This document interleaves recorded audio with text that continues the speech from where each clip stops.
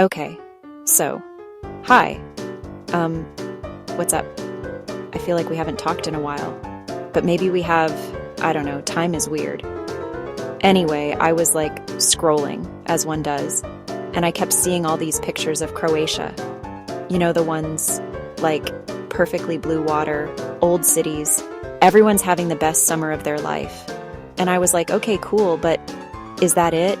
Is it just like the one big city and the one famous beach? Because my whole thing is, I get kind of, I don't know, overwhelmed by crowds.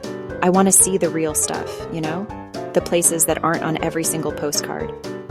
So, I did a thing. I went on this like deep dive, this internet spiral, and I found some places that look literally insane. And I feel like nobody's talking about them, or at least like not enough. It feels like we all got the memo about the main spots, but someone forgot to send the invite for the actually cool, low-key hidden gems. So I figured, why don't we like go on a little virtual trip together? I made a list. It's a countdown, because that feels official and important. We're going to count down the top 5 most underrated, slept-on, absolutely gorgeous spots in Croatia. I'm calling it Croatia's Hidden Coastline, which sounds very dramatic and mysterious, I know. But honestly, some of this stuff is wild. We're talking waterfalls in the middle of a village, secret forest lakes, and an island that's basically a giant nature park in the middle of the sea. We're starting with number 5 and working our way down to the number 1 spot that you genuinely will not believe exists. It's giving main character energy, but like the quiet, mysterious main character who reads books and finds the best coffee spots. Let's just get into it.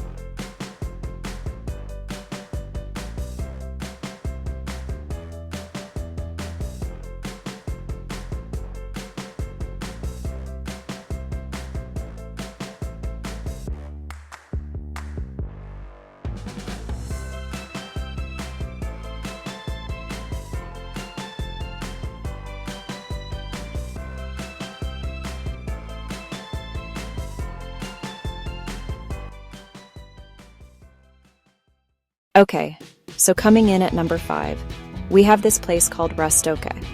And I'm probably saying that wrong. I say everything wrong. It's part of my charm, or whatever. But look at this. It's literally a village built on top of a bunch of waterfalls. Like someone was just like, you know what would be cool? If my house had a waterfall in the backyard. And also the front yard. And maybe one running underneath it. It's so whimsical. Is that the word? It feels like it was designed by fairies. Or maybe just someone who really, really likes the sound of running water. It's giving very much storybook. It's giving, I'm a princess who ran away from the castle to live a simpler life, grinding flour and staring at streams. You see these little wooden houses and these old watermills just kind of plopped down in the middle of all this rushing water. The whole village is basically at the point where 2 rivers meet, the Slunjčica and the Korana. And instead of just, like, merging peacefully, they decided to create this whole chaotic, beautiful mess of cascades and little lakes. It's kind of a vibe.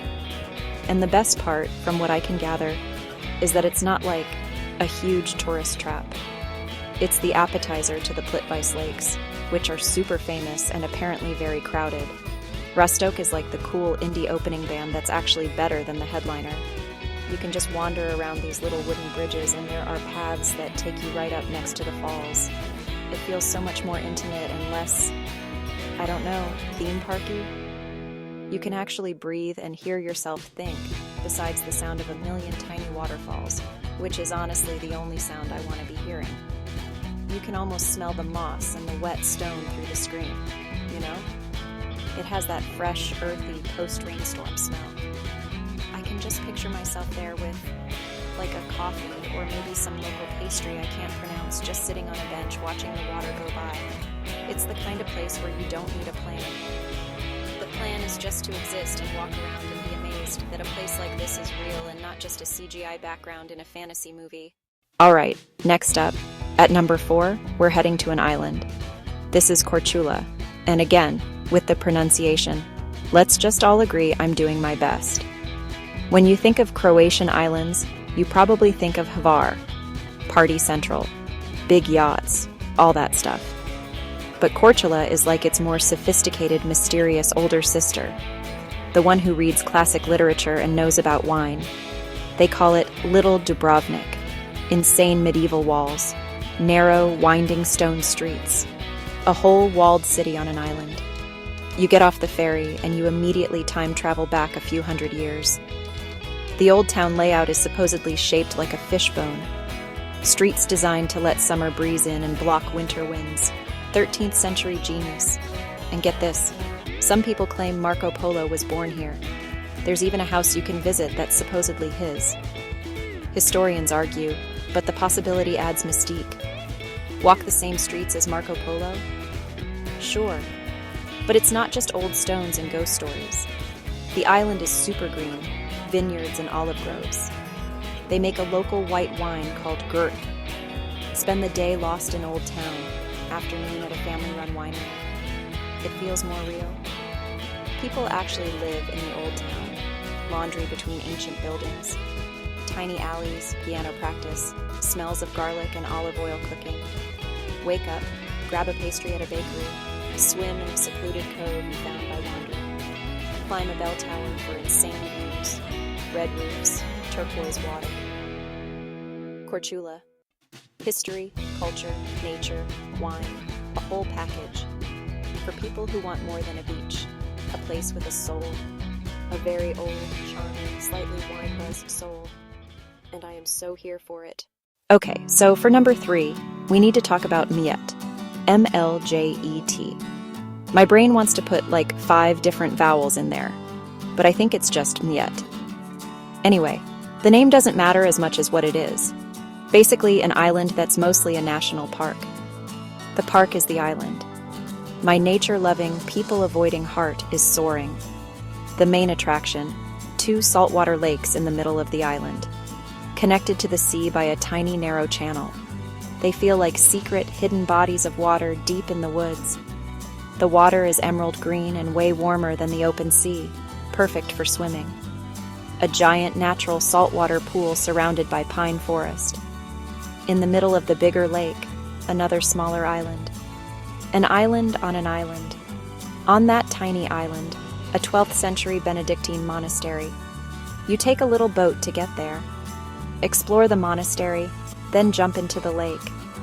Vibes, immaculate, serene, unbothered, covered in dense pine forests with trails for hiking and biking. No big towns, no nightlife, just nature. Really quiet, cicadas and wind in the trees. Ultimate digital detox. Probably not great service. Imagine renting a bike for the day. Cycling under massive pines. Air smells like pine needles and salt. Glimpses of the bright green lake through the trees. Leave your bike, go for a swim. No one around. All right, we are at number 2. And this one has a story. This is the island of Vis.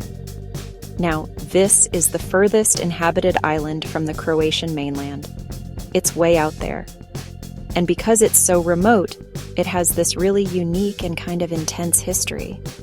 For a huge chunk of the 20th century, until like 1989, it was a Yugoslavian military base, and completely closed off to foreigners. No tourists allowed. At all. Because it was isolated for so long, it just didn't develop in the same way as the other islands. It's like it was preserved in time. You can actually go and explore all this military history, abandoned tunnels, a secret submarine pen carved into the coastline, and old fortresses all over the island. You can take a tour and go inside these places. It's a little bit spooky, a little bit thrilling. It's not your typical lie on the beach vacation activity. But it's not all just concrete bunkers and Cold War history. Vis is also stunningly beautiful. It has some of the most famous beaches in Croatia, but they still feel wild and untouched. There's Stinova Cove, which you can only get to by hiking down a steep path or by boat. The entrance from the sea is this tiny opening between 2 huge cliffs, and it opens up into this perfect, secluded pebble beach. It's like a secret pirate cove. And then there's the Blue Cave on the nearby island of Bishevo, which you can get to on a tour from Vis. It's this sea cave where, at a certain time of day, the sunlight reflects off the limestone floor and fills the whole cave with this insane, glowing blue light. It looks like a special effect. The two main towns on the island, Vis Town and Komaja, are also just, adorable. Komaja is this old fishing village with colorful houses crammed together along the harbor. You can just sit at a cafe, watch the fishing boats come and go, and eat the freshest seafood imaginable. It feels so authentic, like you're really seeing how people have lived on this island for centuries. You can spend the morning hiking to a military fortress and the afternoon swimming in a hidden cove. You can explore a glowing blue cave and then eat grilled fish at a restaurant where the fisherman who caught it is sitting at the next table. Okay, we're here. Number 1. The big one. The ultimate hidden coastline. I had never even heard of this place before I started this deep dive. This is the Lastovo Archipelago. It's not just one island. It's a whole collection of 46 islands and islets, protected nature park. It is the definition of unspoiled. This place is like next-level remote, one of the most remote places in the Adriatic. Like Vis, it was a military zone for a long time, totally isolated. The result, a perfectly preserved paradise. About 800 people live across the archipelago. That's fewer people than my high school. Pure, unadulterated tranquility. Main reason it's number 1, the sky. One of the darkest skies in Europe. They call it the Island of Crystal Stars. On a clear night, you can see the Milky Way with your naked eye. Can you even imagine that? Just lying on a quiet beach, listening to the waves, and looking up at a sky that's just completely full of stars. That's a spiritual experience. That's not a vacation. That's a core memory. And the coastline itself, it's insane. An endless maze of tiny islets, hidden bays, dramatic cliffs, and secret coves. The best way to explore it is by boat, obviously. You can just rent a little boat or go on a tour and spend the day hopping from one deserted island to the next. You can find your own private beach for the day. You can anchor in a turquoise bay and just swim and snorkel in water that's as clear as glass. The main island, also called Lastovo, has this really unique town, also called Lastovo. It's tucked away in a natural amphitheater, hidden from the sea, protected from pirates. The houses are all stone with these really unique cylindrical chimneys called fumari. Apparently, they were like a status symbol. The more elaborate your chimney, the fancier your family was. You won't find any big resorts or fancy beach clubs here. Life is slow. It's about connecting with nature, sailing, hiking, swimming, stargazing. It's about eating at a family-run canoba and having a meal that was grown or caught right there. It's the opposite of a packaged vacation. It's an immersion. So, there you have it. That was the list. 5 places in Croatia that are actually hidden gems. It just goes to show that there's more to a place than the famous spots everyone posts.